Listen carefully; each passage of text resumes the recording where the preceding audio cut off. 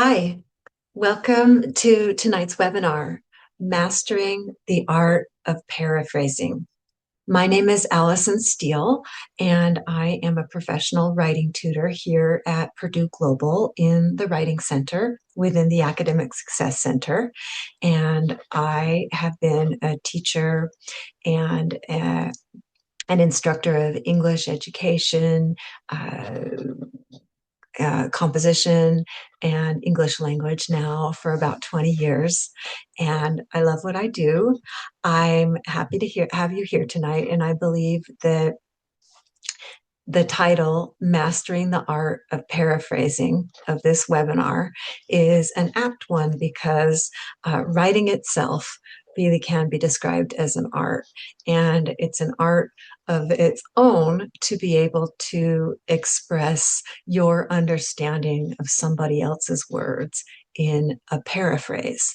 So with that said, I'll remind you before we get started of a couple of important, let's see, we've got some people joining, just a minute.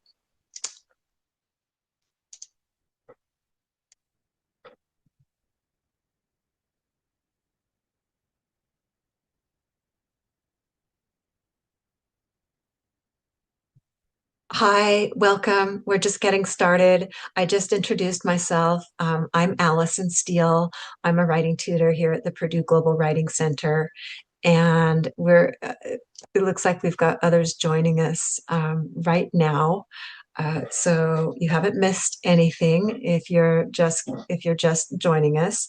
And I was just mentioning that if you're here tonight for our webinar, Mastering the Art of Paraphrasing, and you have the desire to improve your ability to express what you read that others write, then you're in the right place. And I'm excited to talk about this topic this evening. We'll probably have others joining us as we go along. And for everybody who's just joining us, once again, welcome. I have a couple of quick reminders about webinars. I just want to make you aware that the sessions are recorded. The things that we're sharing through webcam, audio, and text chat could become part of the recording. So let's remember we should respect our fellow learners, and let's try to make our session as productive as possible. Do know that the live captioning is enabled. You can enable captioning and view the full transcript of the session using the CC icon menu at the bottom of your screen. As far as interaction during the session goes, let's go back to that. I invite your questions and comments throughout the webinar. I don't mind being interrupted, and I believe that discussion really is one of the best ways we can learn. So you can use text chat, reactions like raising your hand or giving the thumbs up, the microphone and the webcam. Feel free to type questions or comments in the text chat during the seminar session. I will be continually monitoring the chat as we go along. I have a few goals for us this evening. It's my hope that by the end of this webinar, you'll be able to do several things. You'll be able to explain the purposes of paraphrasing for researched writing, and along with that, understand the requirements for paraphrasing and integrating. Let's let somebody in here. Sources and paraphrases to give credit to sources and avoid plagiarism. I also hope that you'll be able to apply citation and formatting requirements for paraphrases after this webinar. So I think those are some worthy goals and ones that every academic writer really needs to understand and master. Let's begin by doing a little compare and contrast exercise. So I'm going to show you two passages. They both come from sample student papers. So first, in the passage on the left, the student quotes from a source to support their ideas. Next, The passage on the right shows a student paraphrasing from that same source. What do we notice about the differences and similarities in these two samples? How about the punctuation? Looking at, let's say the left one is A and the right one is B. Where are you seeing, which one is, where are you seeing more punctuation? And please feel free to just type A or B in the chat if you're noticing. Which one has more punctuation? Oh, I dripped. Oh, thanks. Oh, Natisha and Tim, thank you. I think you're right. A has more punctuation. What do you think is easier to read? Something with more or less punctuation? Less, yeah, I would agree with that. Okay, interesting. Now looking at A and B, um, how do they compare for length? Which one's longer, A or B? It's pretty obvious B, right? B is longer. Um, then thinking about the citations, when we see the citations over here on the left, there's quite a few of those there compared to over on the right, where there's just a single citation. Which would you say is easier to read? Uh, Text that has a lot of citations or text without so many? So I guess I'll say, which is easier to read, A or B? Yeah, I agree. I agree. B is a little bit easier to read. Now let's think about tone. How do they compare in tone? When we read the first one, it says, according to Gates, just giving people devices has a really terrible track record. You really have to change the curriculum, as cited in Young 2012, paragraph 3. Gates also stated that school districts need to learn, make mistakes, try new things out, find new partners to do things, as cited in Young 2012, paragraph 3. Now I'll read the second one. When introducing mobile internet devices to schools, Gates, 2012, as cited in Young 2012, argues that schools must create new curricula that integrate technology use, and schools must prepare to change and adapt to new needs as they arise. Gates believed that developing technology-centric curricula and remaining flexible increases the likelihood that the new devices will enhance a student learning. Ooh, thank you for that observation, Onatisha.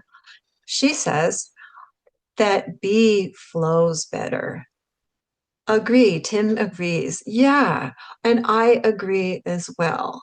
So this is interesting. Let's keep talking about paraphrasing. So what does it mean? What's your understanding of a paraphrase, or what does it mean to paraphrase? If you feel comfortable to type that in the chat, go for it. Give me your idea of what you think it means to paraphrase, and we'll define it together. I guess I'll ask, do you think paraphrasing means changing a few words around, A? Or do you think it means taking someone else's words and putting them into your own? Wow, I couldn't have said that better.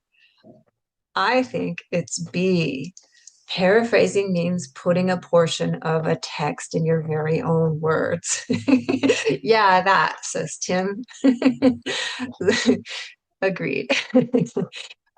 So it could be anything, really, right? Oh, thank you, Chimuana. I hope I said it right. I took my glasses off because I've got a little glare on the screen, so I'm doing my best without my glasses. Please forgive me if I make any errors. At any rate, you're all right about that. That paraphrasing is putting text into your own words, and it could be anything, not just one things. It could include a video, a podcast, an article, a book, and anything else that you borrowed from another source. a lot of the time, as we noticed in the two examples we just looked at, paraphrases might actually end up being longer than the original passages. And that is okay. That's natural because you are expressing the meaning of a passage in your own words, trying to use different language. It might require extra explanation. Whenever you're citing, citations are still required. But if you're paraphrasing, page numbers and paragraph numbers are not required. That is, however, a requirement when you're quoting directly. So the publication manual of the American Psychological Association does tell us that although it's not required to provide a page or paragraph number in the citation or paraphrase, you may include one in addition to the author and year when it would help interested readers locate relevant passages within a long or complex work. So APA does give us that option to include a page or a paragraph number when paraphrasing, if you think that that would be valuable. Generally speaking, though, you really don't have to include a page or a paragraph number. So that alone makes paraphrasing, citation for paraphrasing, a little bit easier than citation for direct quotes, which do require those page numbers. One thing writers may not be aware of, though, is that the choice between paraphrases and quotations really isn't one or the other. You can choose. You can blend both quotations and paraphrases, and that's effective. The first sentence in the example that we're looking at here, it quotes a term, but it chooses to paraphrase some ideas. So it says, with flipped classrooms, or as Kid and Chen referred to it, ubiquitous learning, and there's the quotes. Students can access curriculum and instruction anytime and place. Okay, so there's a little bit of quoting and a little bit of paraphrasing. Kid and Chen argued this type of learning can be powerful, personal, current, and situated. And there's quotation afterward. Notice how that second sentence quotes an entire sentence. So in a situation like that, that phrase ubiquitous learning is considered jargon. It's kind of jargon specific to learning and education. And most of the time it should be used sparingly. So for this reason, the writer chose to quote that language. Now, this could call into question that sort of difficulty of knowing, okay, then, when should I quote and when should I paraphrase? Quoting and paraphrasing are just two different strategies for incorporating research into your writing. And that choice about whether you want to quote or paraphrase, of course, is going to be made by you, the writer. You have to choose the best method to incorporate the research, and it would depend on your purpose and context. So if there's an instance when you really want to preserve the author's words, that would be appropriate to quote. Or if they are using really expressive or technical language, let's say you need to include a formula, for example, that's some technical language that needs to be quoted directly. It's not something that you could paraphrase very easily. Sometimes too, you might want to establish the credibility of an author by quoting. On the other side, most of the time we should paraphrase. When in doubt, I would probably encourage you to paraphrase more often than quote. And I'll talk about the reasons behind that as we go along. But think about paraphrasing when the ideas that you're discussing are important, but it's not necessarily of importance the way that they're expressed. And if the ideas are more important than who the author is. And that's the case probably most of the time, that it's the ideas you're discussing and not so much the author of those ideas. So let's talk about why we would use quotation to establish author credibility. So I'm going to show you some examples. I'll show you a first passage where the writer is paraphrasing, and they're paraphrasing language from Abraham Lincoln's Gettysburg Address. Then I'll show you on the right, the author quotes the address. Which one do you think would make the most sense in a history paper? Just let's just think about that. So the first quote says, or the first paraphrase, I should say, says, Abraham Lincoln begins the Gettysburg Address by referring to the signing of the Declaration of Independence 87 years prior to the speech. On the other hand, with the quote, it says, in the Gettysburg Address, Abraham Lincoln begins, 77 years ago, our fathers brought forth on this continent a new nation conceived in liberty. If the writer quotes the passage, what would they need to explain about the quotation? They would probably need to give us some contextual information about that, right? But the paraphrase gives the idea of the dress. Yeah, what 77 years is, yes. The paraphrase is just giving the idea, which actually is probably better for a history paper because it's showing that the writer understood the address and it's explaining the information a little more concisely. A direct quote would then require more explanation. And as Tim mentioned, they might have to explain what 77 years is, and they might have to contextualize the quote and give added information. So in a case like this, probably it would be better to paraphrase.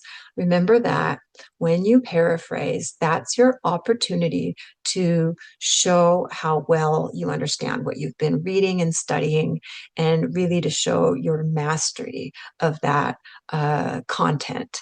And for an academic assignment, it's a way for your instructor to see how well you're understanding what you're learning. So yes, in a history paper, it probably would be best to choose paraphrase over quoting. But let's look at a second one. In this one, the first example on the left, the writer paraphrased language from a witness to a natural disaster. And then in the passage on the right, the writer is quoting the witness. If I were writing, or you were writing, an article about the emotional impact of natural disasters, I wonder which strategy would be best. Let's read the two examples. The first one, the paraphrase, says, Maribel Sampson explained that the tornado that impacted her town removed the roof from her home in a surprisingly quick and violent fashion. The second one says, Maribel Sampson, a resident of the community hit by the tornado, stated, I never heard anything like it, and I don't care to again. The tornado sounded like a train running over my roof, ripping it away from my home. Whoa. Oh, yeah. Natisha, you said B. That just hits you emotionally, right? That one is more impactful in a paper, or if you were writing about the emotional impact of natural disasters. So in the paraphrase, that's a little bit more informational. It simply tells what happened, but it doesn't convey that emotion that real person, Maribel Sampson, was feeling in that moment. So yeah, it's more, I agree. I can really picture how that poor woman felt in that scary natural disaster. And that's the impact the writer was going for in that piece. So yeah, thinking about your purpose for writing is often going to help you to determine if you should paraphrase or quote. So then if you do paraphrase, which as I mentioned, you most often should do, how then to do it effectively? Well, you really can't explain what you believe the meaning of another person's words are unless you really understand them, right? So the first step is to fully understand what it is you're reading and what it is you need to paraphrase. So you have to accurately reflect the meaning of the text in your own words. Another important thing to paraphrase effectively would be that you have to integrate that into your writing. And so that's where citation and working the information into your writing flow comes into play, I would say. A couple of tips about quoting versus paraphrasing. If it comes to something like numerical data, avoid that. Just use numerical data from a source to strengthen your argument, but don't quote the whole long text with numerical data. Just take the important part, the numbers that matter, and paraphrase them. So you just want to, again, extract the important information that's relevant to what you're writing about and incorporate that data into your own words. And that helps you to adapt the numbers to your purpose for writing. So you might be noticing a pattern here that a lot of writing choices that we make come back to our purpose for writing. Let's look at a numerical data example. And I'm going to show you a passage that comes directly from the source. It says school funding in Texas is in turmoil. State lawmakers slashed more than $4 billion from education this school year, one of the largest cuts in the state history, and more than 12,000 teachers and support staff have been laid off. So then let's think about how the student could have written this in their paper by paraphrasing. Many schools in Texas are already struggling financially since the $4 billion cut to its education budget in 2011. See how the student, they could have quoted this passage, but only some of the numbers were really relevant to the student's purpose. So they chose to paraphrase, and that enhances their credibility in their writing through data. But they're able to cut out the details and the data that are less useful to their purpose or aren't relevant to their reason for writing.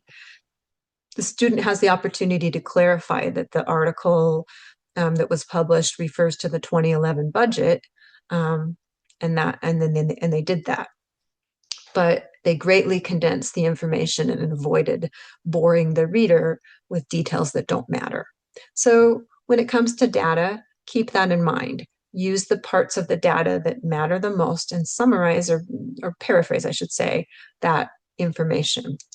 So like we said, reasons for paraphrasing are mainly to demonstrate your understanding, to show that you understood what you read, and also to show that you have the ability to support your own critical thinking by using another scholar's research to back up your ideas and support your purpose for writing. So whenever you're writing, remember that the evidence you're using in your paper is there to support your ideas and not the other way around. As we said, start with understanding what you're reading. To really accurately paraphrase a text, what do you think would be a better idea? To skim the text, to read it once, or to read it several times. That's a ABC choice. A, to skim, B, to read once, C, to read several times. Yes, yes, good answers, everybody. Read the original one several times.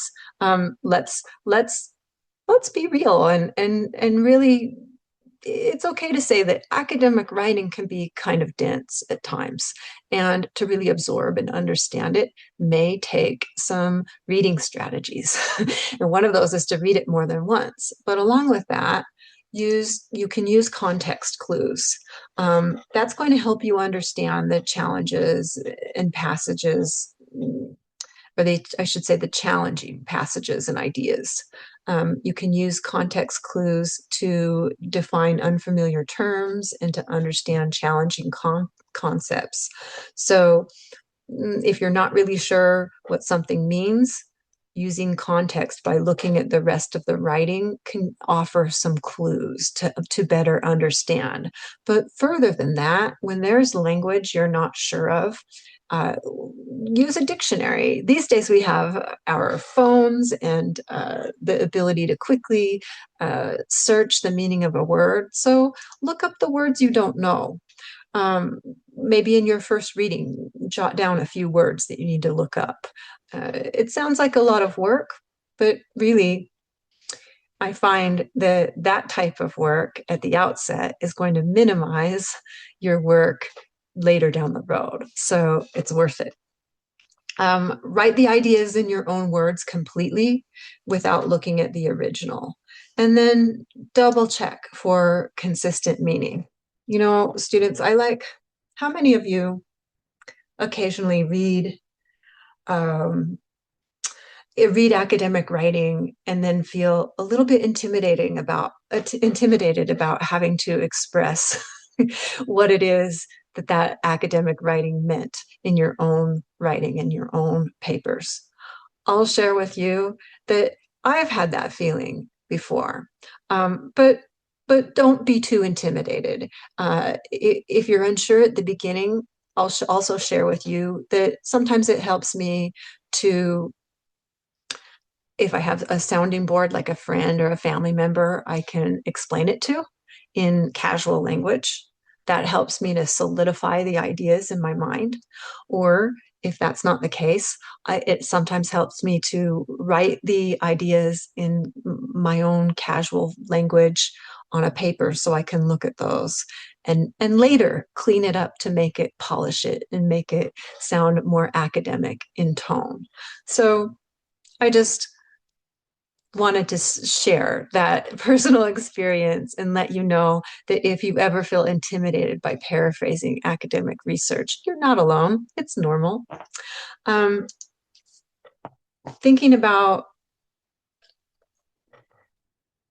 paraphrasing, though, when you do it, you really do need to give credit to the sources that you borrow from, right? So, of course, that requires citations. And you probably know that here at Purdue Global, we use APA style of citation and referencing. And there are two kinds of citations. There's the narrative and the parenthetical.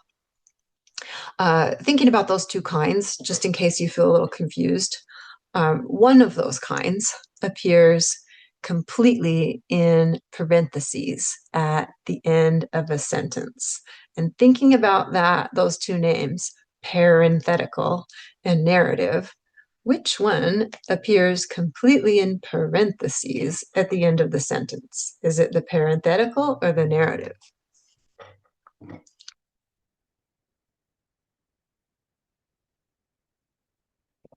Yes, the parenthetical. Yeah. Use either one of those types of citations, and sometimes using parenthetical, and then later down the road in the same paper using narrative.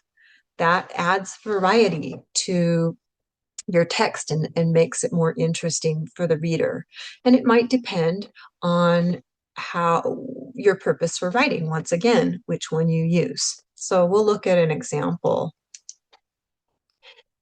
This passage that I'm showing you paraphrases information from the source throughout, but the citation is only down there at the bottom of at the end of the paragraph. I'll share with you that in the beginning, years ago, when I first started academic writing, I thought, hey, I can say what I need to say, and I can put this citation down at the end of this paragraph, and it's going to cover the whole paragraph, and I'm all set. Was that right or wrong?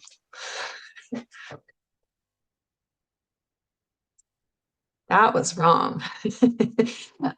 Yeah, unfortunately, that's not the case. Um, it sure would be easy, wouldn't it? But you can, if we think carefully about it, we can understand that we wouldn't want to give the impression that only the last part of this writing came from the source, if quite a bit of it came from the source. Readers really need to know that the ideas in this paragraph, in this example, are not the students. These ideas came from this one source, Viglione 2010. So it's lacking accurate citation. Okay, so here's an example of another error, but a different type of error. This passage has parenthetical citations after every sentence. What do you think about the flow of reading when there are all those parenthetical citations? Smooth or not so smooth? Distracting. Agreed. It's a little distracting. So while it's very important to give credit to authors of the sources we borrow from, it's also uh, it's also useful to work to minimize some of those sort of bumps in the road, as I like to say, that citations can sometimes pose for the reader. Yes, and it makes it harder to understand the writer's ideas.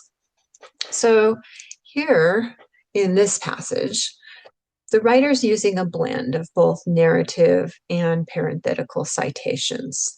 And you can see that there's highlighting. The passage really shows clearly where the information is drawn from the source. And because both the parenthetical style and the narrative style are used there, it tends to enhance the readability.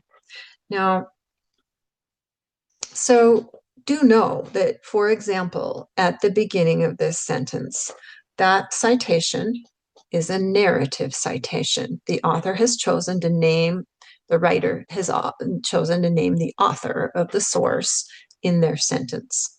This is a really good tactic to use, this narrative style of citation, when you intend to paraphrase from a source in a couple of sentences or more back to back. So if you have to say paraphrase using a few sentences, using the narrative style allows you to minimize the citations in your paper, because you can see that the second green highlighting here says, the author explains, and then it goes on to paraphrase some information. The very next sentence says, in addition. So because that in the beginning, the writer cited Viglione using the narrative citation, and then in the following sentence, they made it clear with their writing by saying, the author explains, the reader can reasonably understand that that second sentence came from the same source, Viglione.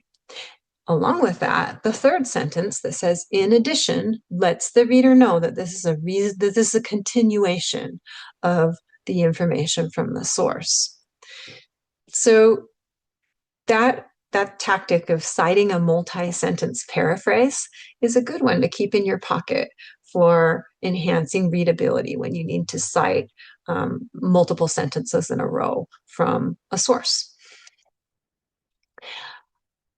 You really, though, do need to include signal phrases. These are what often used in narrative citations to signal to your reader that a source is being used. And I think it's really useful to have a resource or something to refer to in it when you're trying to think of a way to introduce information from a source in a narrative citation. Think about action verbs. We call this authorial action language. And these could be words like argues, reports, suggests, confirms. That might be uh, a good slide to take a screenshot of to hang on to for the future when you need to introduce research. Signal phrases like this are a really important way to smoothly and correctly integrate information from sources into your writing.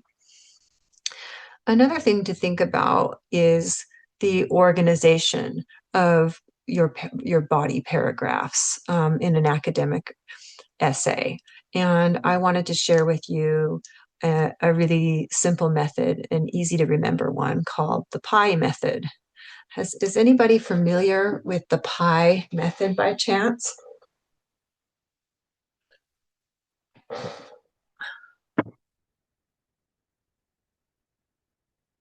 PI stands for point, P for point, sort of. Oh, well, hey, that's a starting point. P stands for point, I stands for illustrate, or you can think to show, and E stands for explain. So, where do you think sources would come within this idea of point, illustrate, or show, and explain? I'll tell you right now that they would come in the middle, in the I part. They would come in the illustrate part. That's where they would normally be inserted in a paragraph, right in the middle. But you don't want to just drop outside research without explaining how it supports your point. And so that's where the explain part comes in. So to go back, as you're moving through paragraphs, your opening sentence to a paragraph would include a transition, a way to connect that next paragraph to the one that came before it. And it would begin with what's called a topic sentence.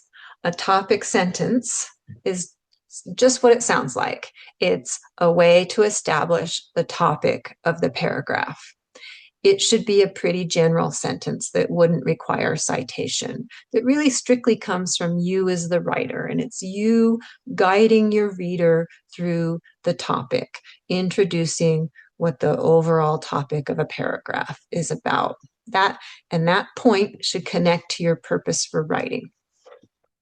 Then you would illustrate that your point is true, and that's where the evidence from sources, the paraphrasing, the facts, the evidence and examples, that all would come in there in the middle. As I said, if you just dropped that research at that point and went to the next paragraph, you wouldn't be finished, because you'll still need to explain how the information you just paraphrased and research and examples you just presented, how does that make your point, or why is it relevant to your reason for writing? And that's really where you have to explain. Notice 70 to 80% of the paragraph actually is going to be original writing with this method, and only 30 to 20% would be made up of evidence from things like quotations or paraphrases or summaries of articles. So you'll start with the topic sentence. You'll make your single point that connects to the thesis. You'll illustrate that the point is true with your evidence and your examples, and then you'll explain why they matter with a concluding statement, and then repeat the process and move to the next paragraph with a transition, and sort of go through it. So let's kind of review that idea. Remember, if you forget it, just remember, delicious paragraphs. It's easy as pie. It's useful because it helps you to avoid a couple of different mistakes. It helps you to avoid plagiarism. So it makes sure that you're giving credit to the sources that you're borrowing from. Also helps you to avoid something called patch writing. Have any of you ever heard of that phrase, patch writing? Yeah, that's a phrase that instructors use amongst each other, and maybe not so much with students. I'm not certain how often that's used with students, but imagine a patchwork quilt with lots of different sources, sort of just sewn together, right?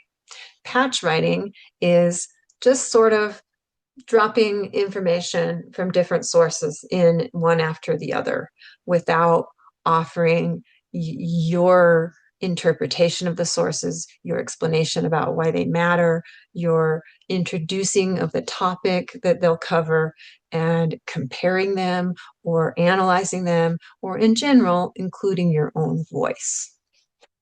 Really, it's your voice that matters in a paper. So keep that in mind, that you'll want to really introduce your own voice. Sometimes though, when we are paraphrasing, we can accidentally plagiarize. Even though citation accompanies a paraphrase, the language could maybe still be considered plagiarized if it conforms too closely to the original source. So look at the example of plagiarism. The original source says, if you can't explain it simply, you don't understand it well enough. Somebody's attempt to paraphrase says, when you aren't able to understand something easily, you haven't fully comprehended what it means. So where is the error there? Why would that be plagiarism? Well, we can see that words from the original were just replaced with synonyms, or words that mean the same thing. And then the sentence structure is copied in the paraphrase. When you write in your own voice and try to paraphrase something someone said, use your own original sentence structure.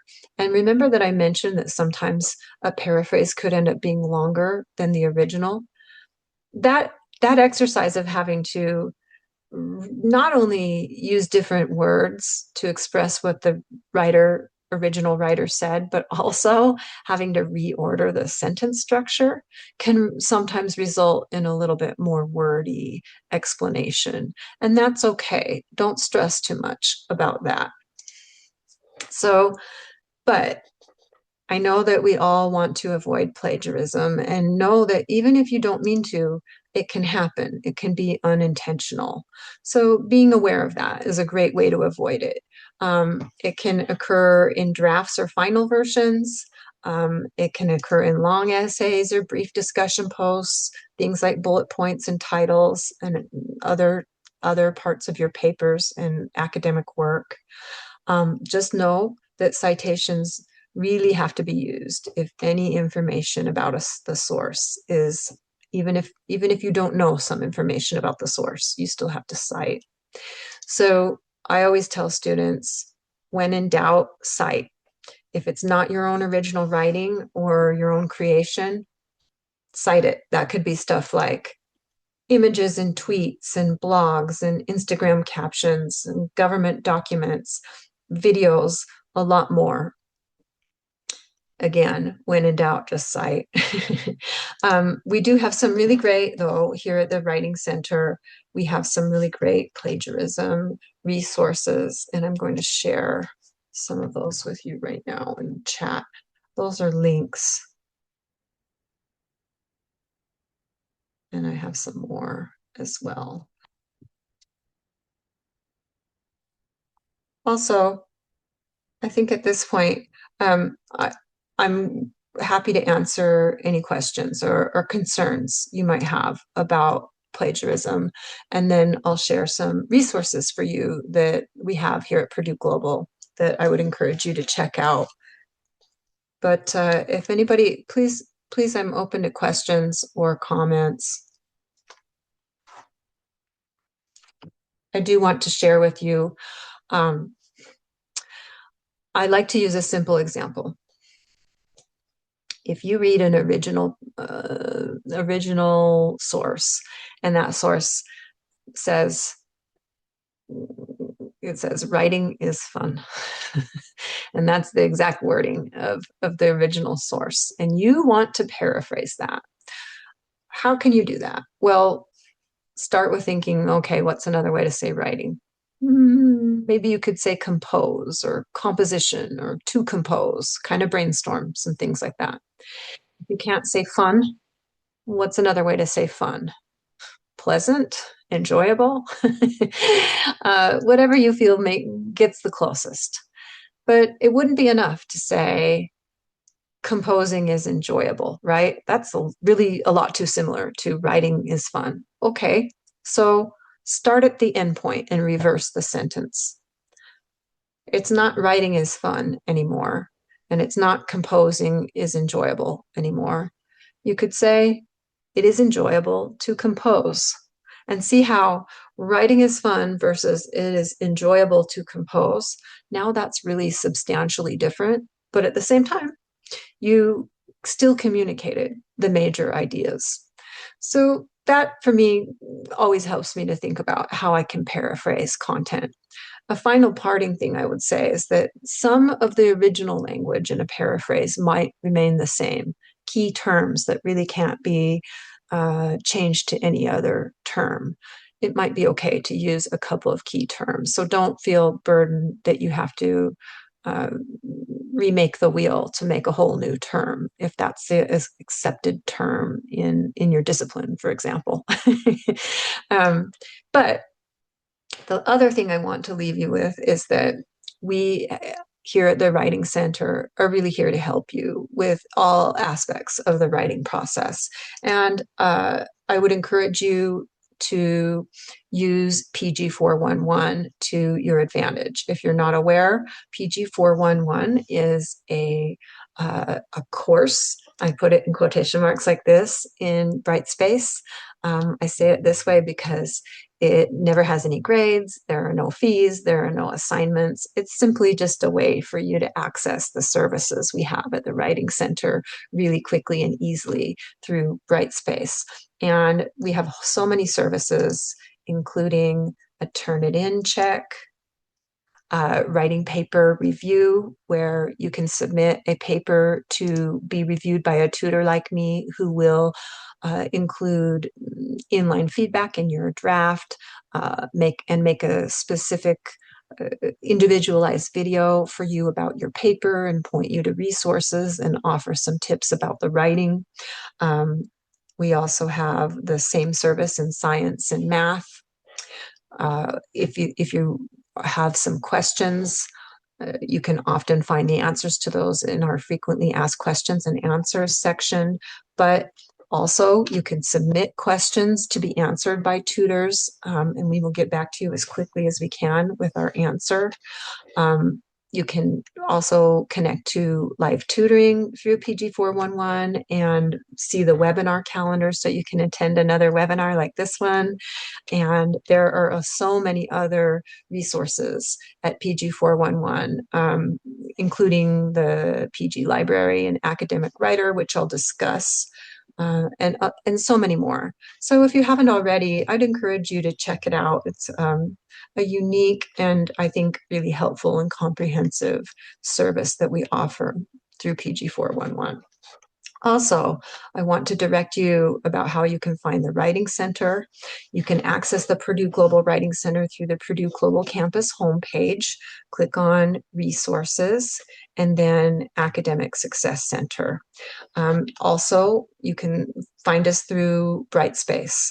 Access the Academic Success Center through the Brightspace by clicking on the Help menu and then click on Academic Success Center. I should tell you too that you can choose, just scroll down to the centers and then choose Writing Center under the centers, or scroll down to the Academic Success Center homepage to the Study Studio and then select Writing Resources. How many of you know about live tutoring?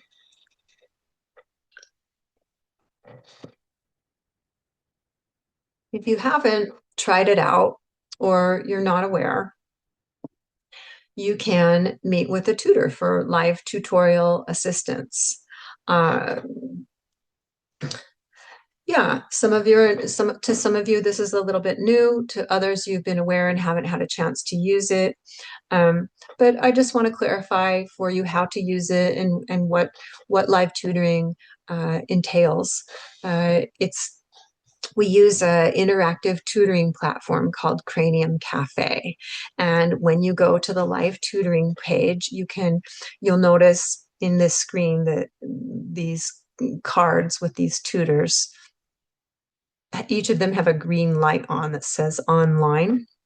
When you see that the tutor's green light is on, you can click to virtually knock on their door. And then you can meet with our professional tutors and you can have face-to-face live tutorial assistance with things like writing and paraphrasing, avoiding plagiarism, understanding your assignment, help with APA, and a lot more. Sometimes I brainstorm just with students, and you can do this in private tutoring rooms.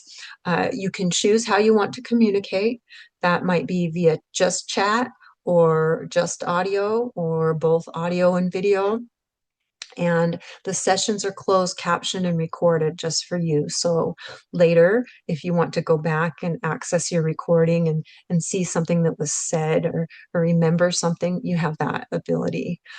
Students and tutors can also share their screens on in live tutoring on Cranium Cafe, and they can upload documents and collaborate on them in rooms. So I'll say that online education is so convenient, and I think it's really kind of a miracle that we're able to study and learn this way. At the same time, sometimes it might be lacking in that face-to-face interaction that we would get in a classroom. And so if you need that extra face-to-face interaction or just that benefit of discussion with a real person, live tutoring is a really great option for you.